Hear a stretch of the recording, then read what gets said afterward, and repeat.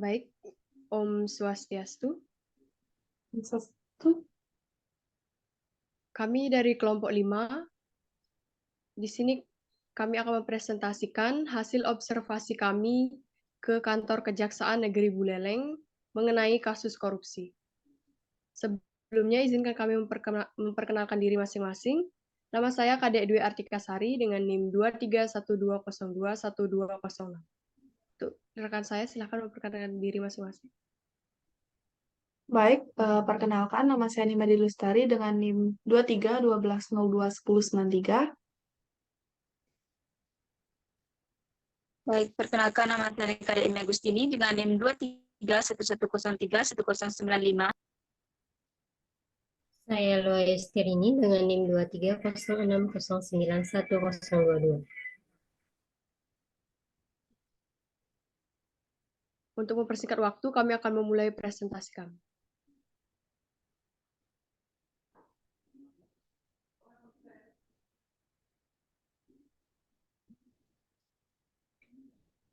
Next.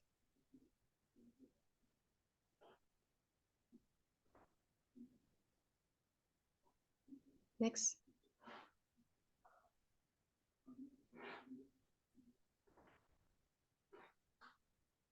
Baik, untuk materi yang pertama yaitu kami akan menjelaskan tentang lokasi dan waktu kunjungan.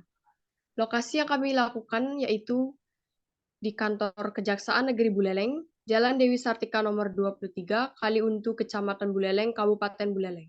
Untuk waktu kunjungan kami yaitu pada tanggal 29 November 2023 pada pukul 10 WITA. Next.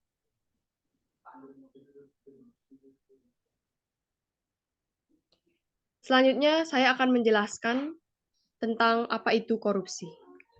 Korupsi merupakan suatu bentuk ketidakjujuran atau tindak pidana yang dilakukan oleh seseorang atau organisasi yang dipercayakan dalam suatu organisasi atau suatu jabatan kekuasaan untuk memperoleh keuntungan secara pribadi.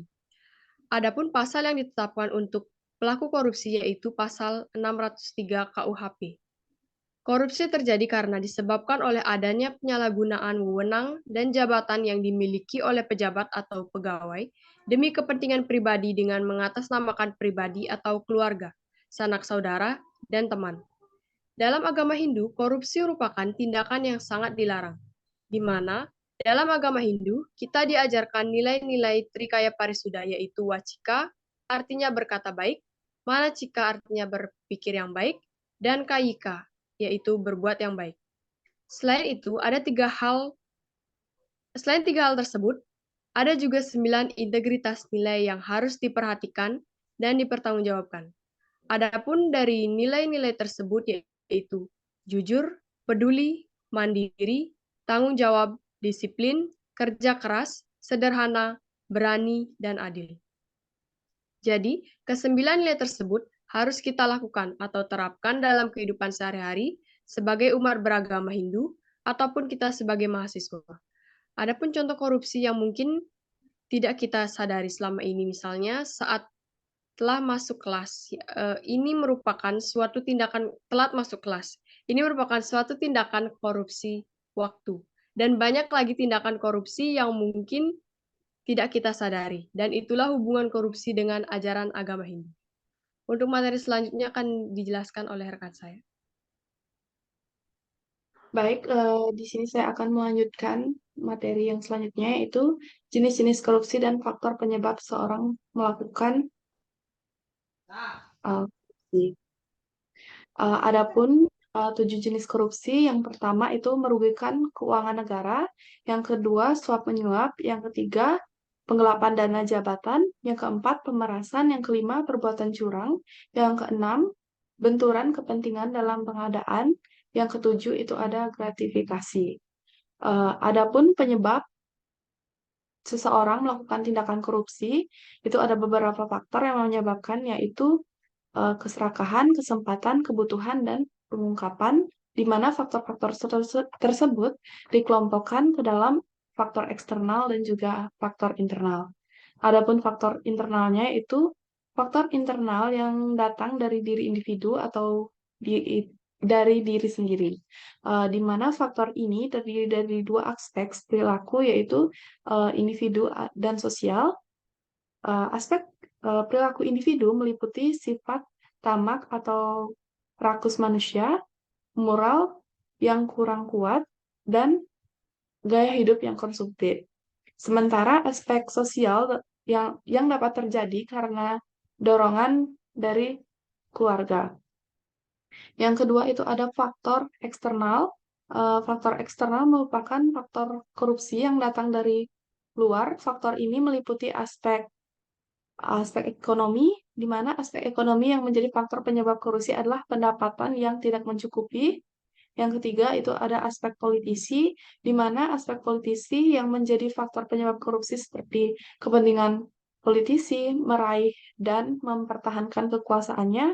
Yang ketiga itu ada aspek organisasi, di mana aspek organisasi ini yaitu aspek yang menjadi faktor penyebab korupsi, diantaranya itu kurang adanya sikap keteladanan kepemimpinan, tidak adanya kultur organisasi yang benar, kurang memadainya sistem akuntabilitas yang benar, kelemahan sistem pengendalian manajemen, lemahnya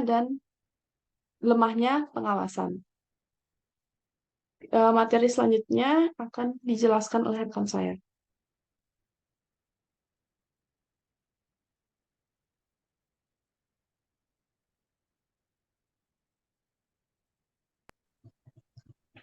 Materi selanjutnya yaitu contoh kasus korupsi di Buleleng. Menurut pernyataan Bapak Jaksa, yaitu Bapak Nyoman Arif, terdapat beberapa kasus korupsi yang terdata dan ditangani oleh kantor Kejaksaan Buleleng, yaitu kantor LPD Desa Tamlang, Kecamatan Kutu Tambahan. Yang kedua yaitu berdasarkan informasi yang kami dapatkan melalui kantor Kejaksaan Negeri Buleleng, mereka menyebutkan kerugian yang dialami oleh negara sebesar 2 miliar.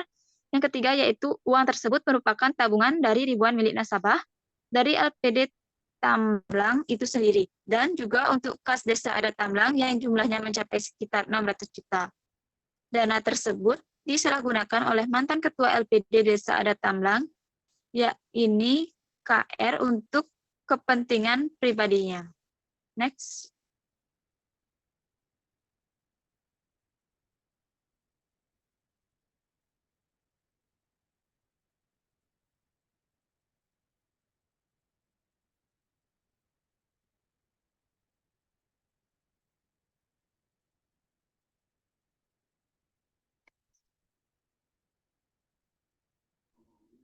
Baik, untuk Ayustiarini mohon dijelaskan kesimpulannya. Baik, terima kasih atas waktu yang telah diberikan. Di sini saya akan menjelaskan kesimpulan yang kami dapatkan dari makalah tersebut. Menurut agama Hindu, korupsi merupakan suatu tindakan tercela dan dilarang dalam ajaran agama, sehingga korupsi memiliki hubungan yang sangat erat dengan agama. Dengan mempelajari agama dan mengimplementasikan ajaran agama dalam kehidupan sehari-hari, kita sebagai generasi muda diharapkan bisa terhindar dari tindakan-tindakan yang menentang ajaran agama. Salah satunya seperti korupsi. Untuk itu saya serahkan ke moderator. Baik, karena presentasi kami sudah selesai, sekian hasil laporan yang kami dapatkan setelah melakukan observasi ke kantor Kejaksaan Negeri Buleleng. Dan kami akhiri presentasi kami dengan mengucapkan terima kasih dan para mesandi. Om Sandi, Sandi, Sandi.